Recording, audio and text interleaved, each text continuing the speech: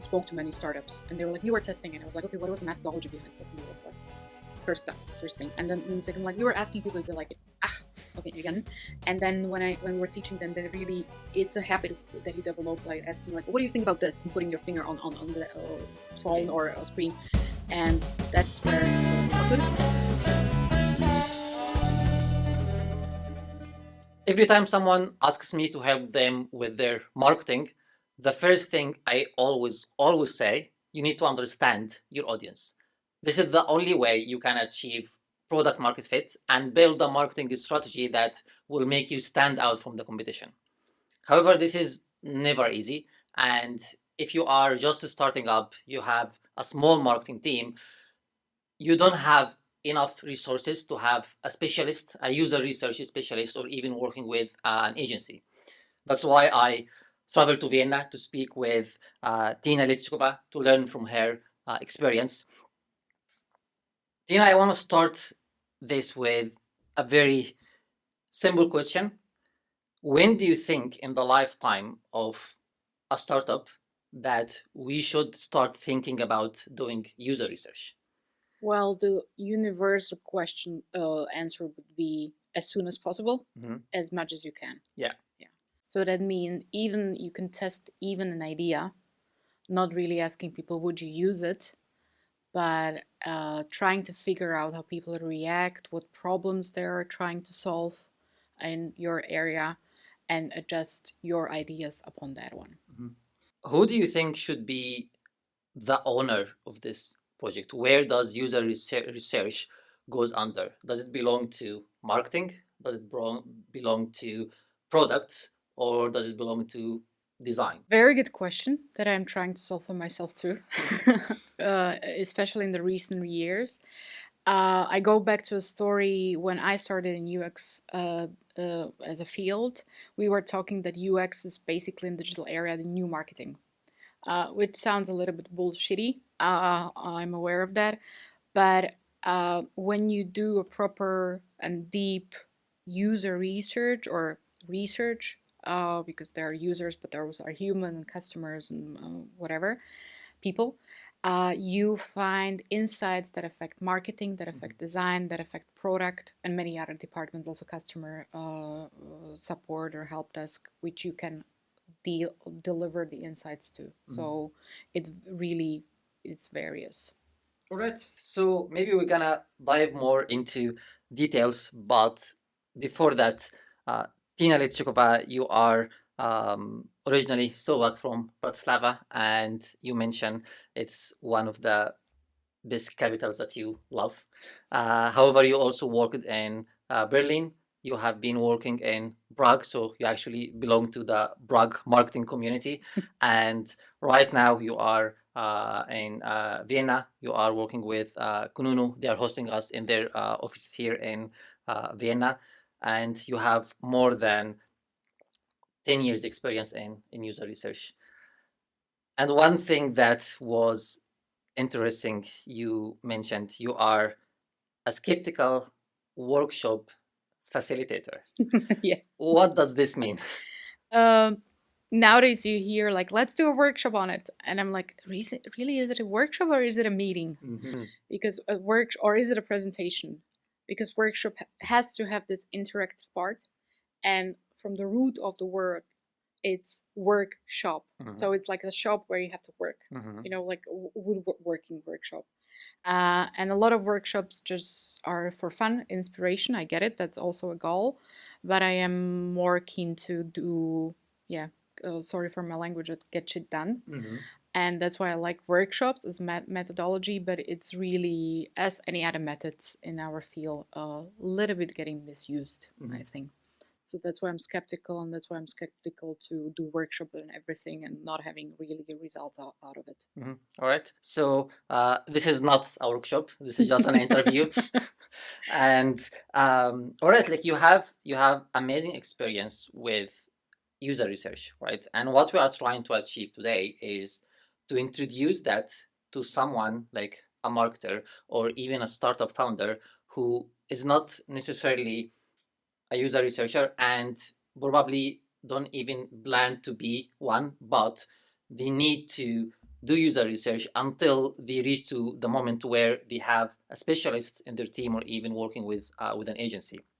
So if I'm that person, I want to start. You mentioned something to me which was called the double diamond framework Yeah. to work with user research. What exactly is that? Well, you go through phases in the project or developing a product, and it's really looking into problems from the start. So you might already have a solution, but especially in corporate environment, we go off to solutions without asking people what they really need to solve. That's one of the things. So that's the discover phase, and then you need to somehow frame the problem. Okay, what we are really looking into, and define what the problem is. So, and from there, you go to phases where you actually develop the product. And this is probably the simplest. And if you put in Google Double Diamond, you get, from a product perspective, a map on it.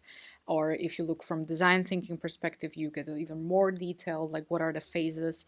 But it's really a very simple framework on how to approach problems of your customers, of your users, and then develop solutions on it. Mhm. But it takes like, yeah, to really discover the problem and find out what is really the problem. So let's just start with the first stage, that discovery stage. And again, I like to always use an example. So we are a B2B SaaS company. We are just starting and we need to do a user research, and we start starting with this discover phase. What should be we doing? Depending on if you're a product that is already alive and functioning, or you want to go with some new stuff. If you would go with new stuff and thriving for innovation, it would be more of finding out what your clients are really trying to deal with. What are the problems? So you would go really exploratively and explore what kind of problems do they try to solve on a daily basis. So that's the really discovering on when you are trying to solve something new or look into new opportunities. And if you are, it's kind of tricky if you are really discovering or exploring something with an old product. But also, I would say it's really very important and necessary to gradually or regularly to look into your product and go with open mind and like, okay, how are people reacting to what we already have? We did this at Kununu very recently, and I can't go into the details too much, but we found some very interesting things where we're like, wow, these people are paying us and we don't really do the job 100% of what we can give them and how can we support people and our customers and what they are trying to achieve. So it's a really big reality check when it's about a already alive product.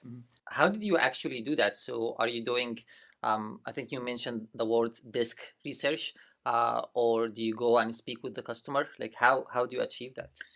Depending, I'm a big fan of desk research because there is, and trying to frame the problems also from a theoretical standpoint of view, because there is a lot of knowledge out there and we don't have to reinvent the wheel. And for example, in Kununu, I'm mentioning it a lot right now, but we research now on trust. And my first step was really looking at like, okay, what is the theories on trust psychologically, so in socially, in the society? What are the frameworks that could help us to frame what we are looking for? What could be the touch points of trust then into the product, and where we see this theory coming alive in the product? So that is one of the things. When I was working in Berlin for Neugeld and for Commerzbank, I was looking into financial psychology. So really going into academic research, and financial psychology is like, yeah, it's not really a science, I would say, but it gave us a little bit of framing, like what kind of types of people, how do we behave when it comes to money. And it has its downsides, but as again, a great inspiration, and we didn't have to reinvent the wheel of like, oh, how should or are people behaving when it comes to money. So that is the first point. And then the desk research also gives you a very good starting point on, okay, what is really the problem again, because you have much more input and you can then come and have more specific questions on what do we want to research on. Mhm. And then you go to the customers or to the experts. I like also having as a part experts interview because there are always some people who give you another perspective or are critics of some researches done previously. And then you go off and speak to people which are your users or customers. Mhm.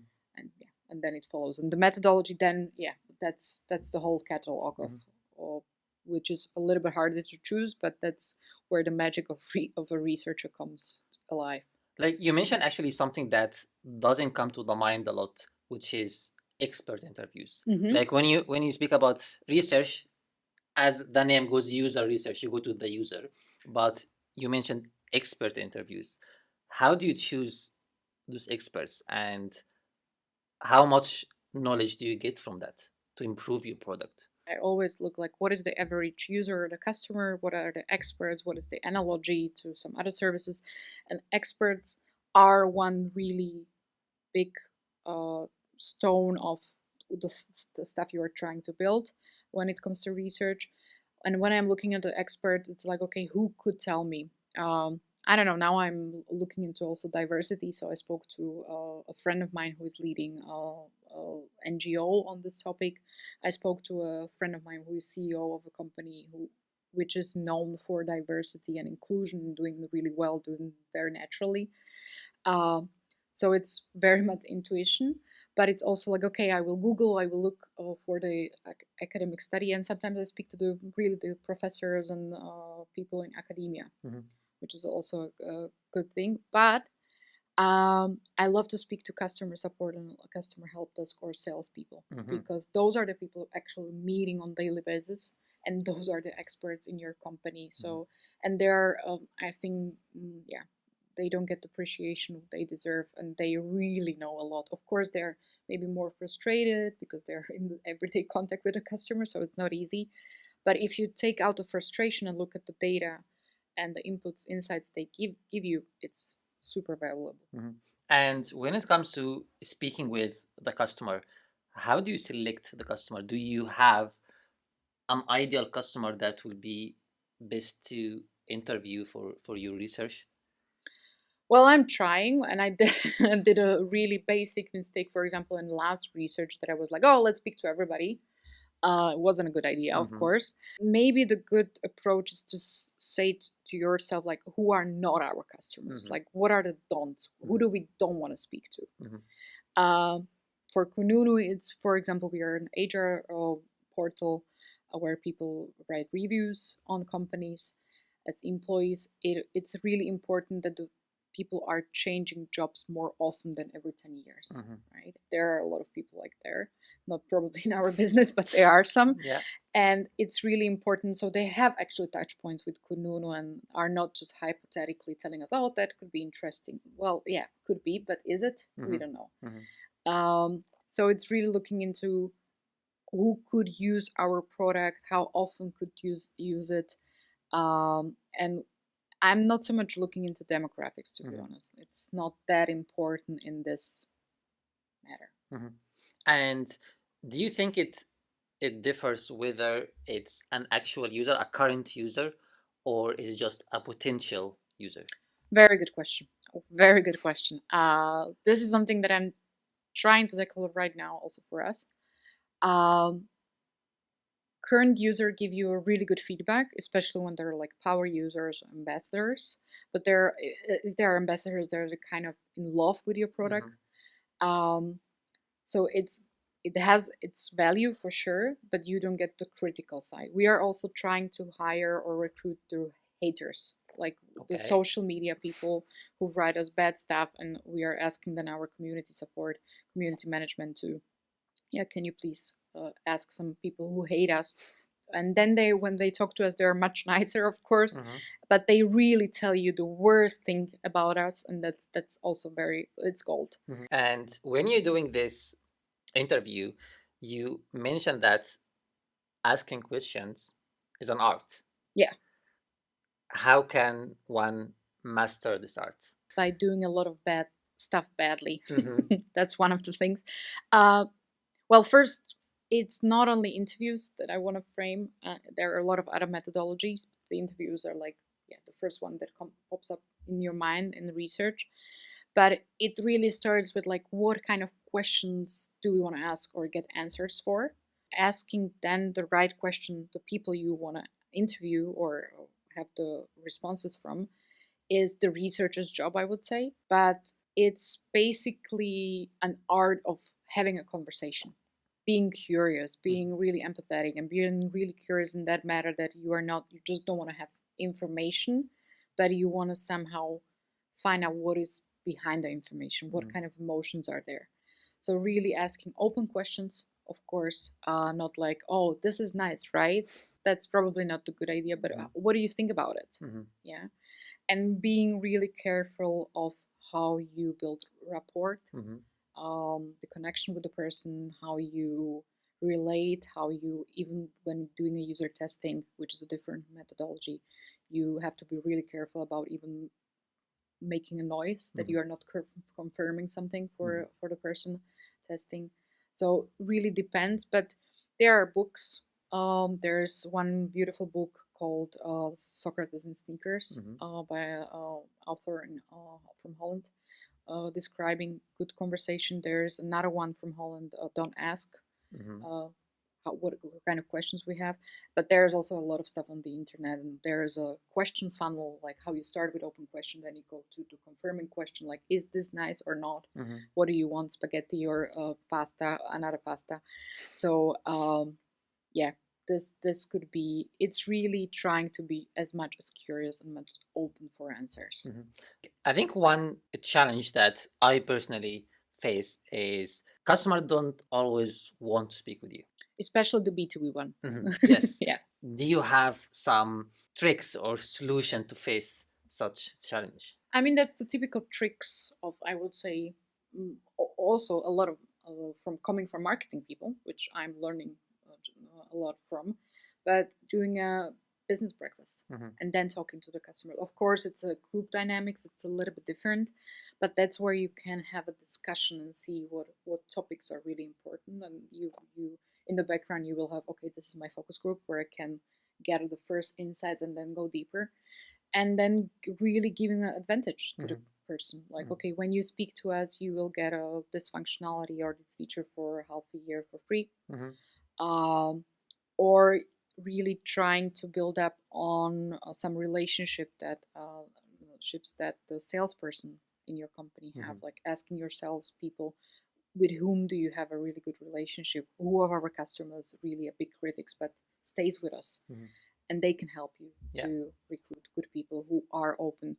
And what is really important always to be reminded of, people want to talk, people want to criticize, people want to share their knowledge. So this is where it's more of our side that we are scared to ask people, like, do you want to talk to us? And it has to be done professional, of course, being prepared for it and making it a nice experience also, and respecting the time, of course. It's not like you, with users, you pay from a recruiting pool, you can pay them 50 euros and they will spend 1 hour, 1.5 hours with you. With your customers, it's of course, 30 minutes, 45 minutes max. Like you mentioned actually one important topic here, which is recruiting people to interview. And I know there are multiple platforms who provide that right now. Do you think this is a good approach? Depending. It's exactly, if I want to speak to our users, we recruit in our website, of course. Then I make the screener or look at into the screening responses, and I see people who responded, what parameters they gave us, if they are using Kununu, how much, and stuff like that. If I want to go for people where I have a better chance of not knowing Kununu, then I will go outside, and there are services for it. There are different in Czech Republic and in Germany, and so this is for sure a possibility. But of course, I would recommend to recruit more people. Like if you want to have 6 for interviewings, for example, then I would recruit even 8 or 10 people, just to be sure that you get the amount of insights that you want to have. Speaking about numbers, do you think there is like some sweet spot, like how many people usually speak about? In the last research, Kununu did 60 interviews. Wow. Yeah. So I think we had also the luxury of time because our CEO is really into the job to be done methodology. So she really supported it and drives it. And that was a lot of insights, and we are still like going back and forth and looking into different topics because the material is there. If you want to learn something for the start, 5 people might be enough when it comes to interviewing. There is always this said that for user testing you need 5 people. Questionable for me. There is a thread on Twitter which is really now from Jared Spool, UX guru, one of the biggest ones, who is arguing that it's not enough if you really want to see every possible bug or incoherency in your usability. So there's the difference, like how much deep you want to go and how much you want to gather of insights or usability issues. But yeah, if you need to uncover the biggest stuff, then yeah, 5 people would be a good start. How actually do you like collect this information, and how do you analyze it? Do you have some approach that you're always following? We are now using a research repository where we upload the videos and then it does a transcripting service for you. So, which is really big help. Before it was transcripting by hand, listening to the stuff again. There are different approaches. There is one very well-known researcher, Indian, and she does phoning the people and writing notes and then going through the transcripts again and through the recordings, not seeing the people, so they have a better feeling about not being seen. But yeah, you look into the interviewers again. I personally do notes when I'm interviewing or speaking to people and trying to track, okay, this was an interesting moment, this was an interesting moment. When I have the time and the luxury of time, I go through the interview once more, just because I think you are in the session, you are already a lot of biased. Good practice is also to be there to be 2 people there. One is leading the interview, the second one is writing notes, and then really looking into what is behind what was said. So, but it's also depending. If I'm really trying to get a feedback in 30 minutes for one functionality, it's a different story than when I'm trying to understand the soul of our customers and what is behind emotionally, psychologically, and stuff like that. All right, so let's get back to the double diamond framework. We went through the discover phase. What comes after that? You open up by discovering what is out there in the field or in the business, and then defining what is the problem. Where you can, when the second diamond comes to play, but it's really looking into what exactly is the problem, what we got from it's like narrowing down and closing the gap, and trying to define the problem, because you can also find like you thought that the problem is A, and you find out by speaking to people that the problem is somewhere else. For example, in banking, you think that people are not, and this is typical what I heard from many banks, like people are not interacting enough with our app. And then you find out like they don't probably need to, and if they're interacting even less but more qualitatively, doing more stuff in one session, then it's probably a little bit better than just clicking badly in the app, because then it might be that there is a mistake or usability mistake or something they can't figure out in the app. So that is really closing the gap of, okay, what exactly is the problem? And this is where on one side the part of my business is a little bit too much into and framing problems and stuff like that, and where startups and companies sometimes don't spend enough time on to understand really the problem, to understand whose problem is it. Understand. And after that comes the framing part. That's correct?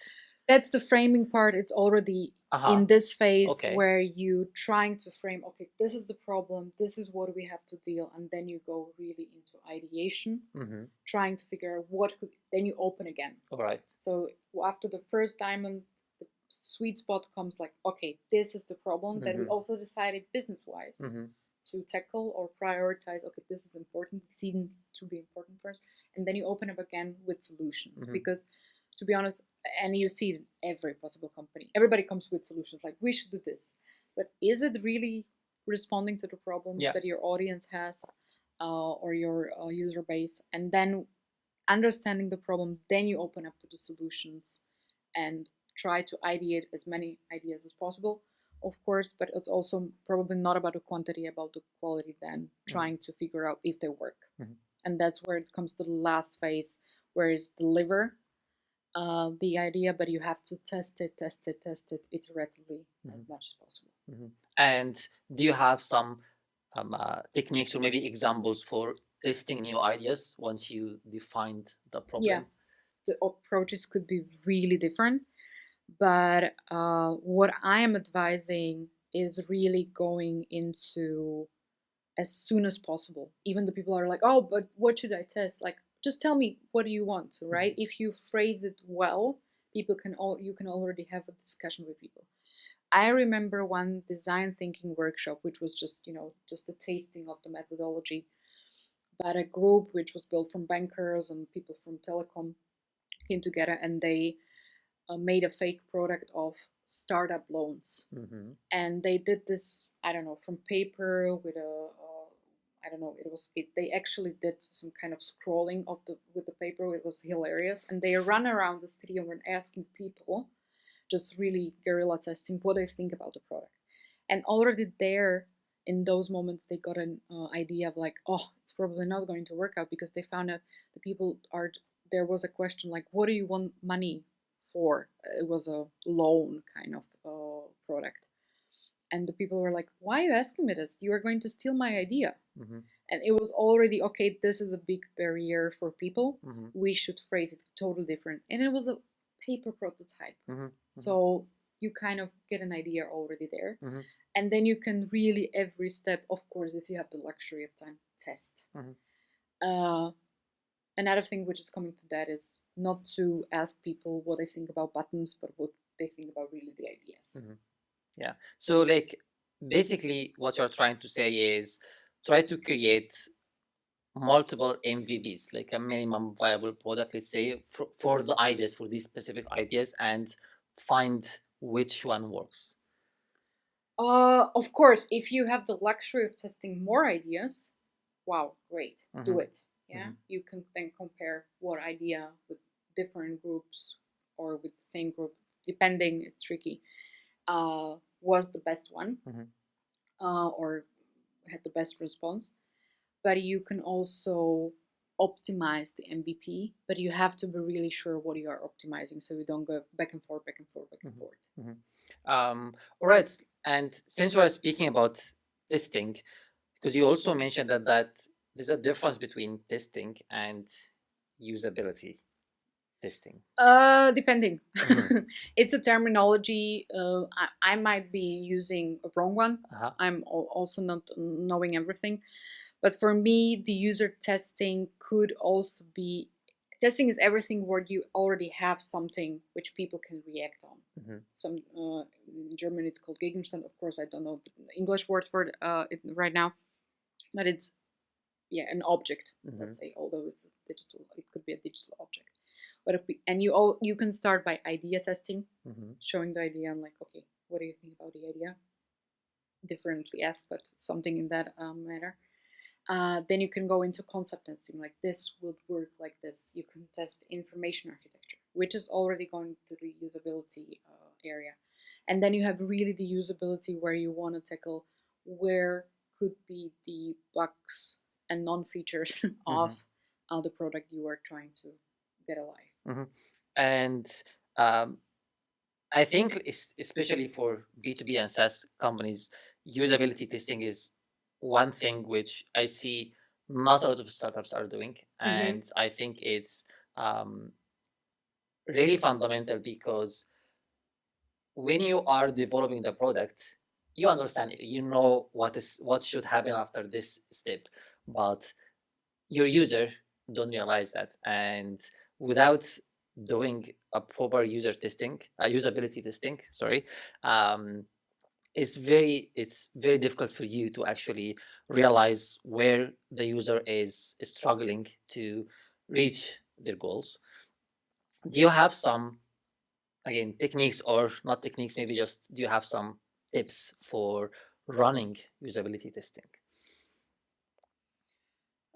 It's a tricky question because with the usability studies, of course, it's you at least before lunch, yeah, get a lunch before you get a lounge.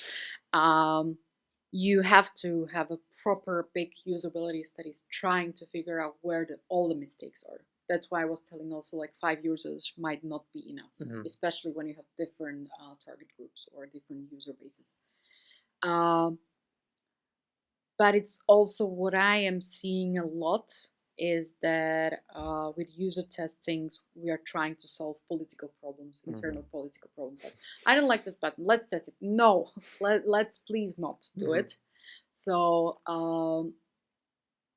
very carefully on what is usability testing and what is user testing and where do we ask for opinions on what the user, because we are the design expert and we are the experts on the business which we are dealing with, and we should be also a little bit pushing. It's it's this never-ending discussion about hamburger menus. 5 years ago it was like, oh no way, hamburger menus don't work. Like, is it an issue now? I don't see it. Yeah. Of course, my grandma probably won't use it because she would be confused, but my grandma would be also confused using internet. My mom already knows because she'd got used to. So bringing new standards is something else than really putting something very unusable component into the website. So important, but the techniques you are asking is really, I would say this is, if you really want to go into usability, then looking into Steve Krug, Don't Let Me Think, is one of the starts if you want to be a self-taught researcher or doing it by yourself in a startup. Then really looking into videos about user testing and being not guiding the user. I once saw, we were, when I had my company Too Fresh in Slovakia, the branch, we spoke to many startups and they were like, we were testing, and I was like, okay, what was the methodology behind the testing? We were like, what? First thing. And then second, like, we were asking people if they like it. Okay, again. And then when we were teaching them, then really, it's a habit that you develop, like asking like, what do you think about this, and putting your finger on the phone or a screen, and that's where it's probably not good. And that's where you have to relearn of not guiding the user, not interfering with what they're trying to do. I am a really big fan of remote unmoderated tests where people just get their questions and they answer without a moderator interfering. If you want to go deeper and understand why the people are doing what they are doing, then you have to moderate it, of course. Makes sense. So if we already have our products running, our business is going, it's revenue are coming in, how often do you think we should be running more user testing and usability testing? As again, you have to start as soon as possible and do it as much as you can. It's more about what I was telling you, like, what is the reason for a testing? Is it a political reason? Sometimes it's worth it because there's too much discussion and we have to see, because maybe we are too internally discussing things that don't make any sense to discuss. But a lot of time there is a political reason behind the testing, which is not good, of course.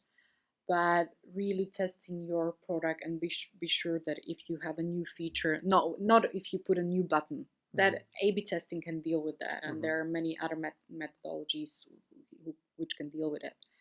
But really looking into, this is a new feature, how do people interact with it? Sure. Or this is a new feature, let's put it into, let's stage roll it. For example, putting it into production on 1% of people, then 2%, then 5%, then 25%, and seeing how they are interacting and using it might be much better than, dwelling on if this button is the right one. Yeah. All right. Maybe before we finish off, as you mentioned some of these during the interview, but what are some of the mistakes that you have done over the years that you can Oh my God. save other people from doing? Actually, I recently did a really not well done study, I would say. We didn't frame it too much in the beginning. I didn't really understand what is the problem of my stakeholders, what they were trying. We were just curious, and that might be not enough in a way when we want to tackle something specific. And then my question weren't very well thought, and it was leading a little bit the user. So that might be like, if you want to ask something, you have to have a very well prepared scenario. It's not rocket science, right? But if you want to ask about one functionality, you just can't ask them like, "What do you think about this new pictures we introduced?" But you ask like, how would you upload your holiday memories, right? Or how would you deal with your holiday memories, even going further. So that's difference of phrasing question. And what I see a lot is hypothetical question that I didn't mention. It's like, would you use it? Or would you spend 10 minutes of your time in a week for using this? Sure. People are pleasing you because they're in your test. That's one of the things. And people are also, we don't know how we are going to behave. It's the typical future bias. Like we are looking into the past of trying to figure out how we are going to behave in the future, which doesn't work at all. All right. Thanks a lot, Tina Ličkova. It was amazing having you and listening to all the insights. Hopefully, you'll come to Prague soon, and we can speak again. Thanks a lot. Thank you very much for having me.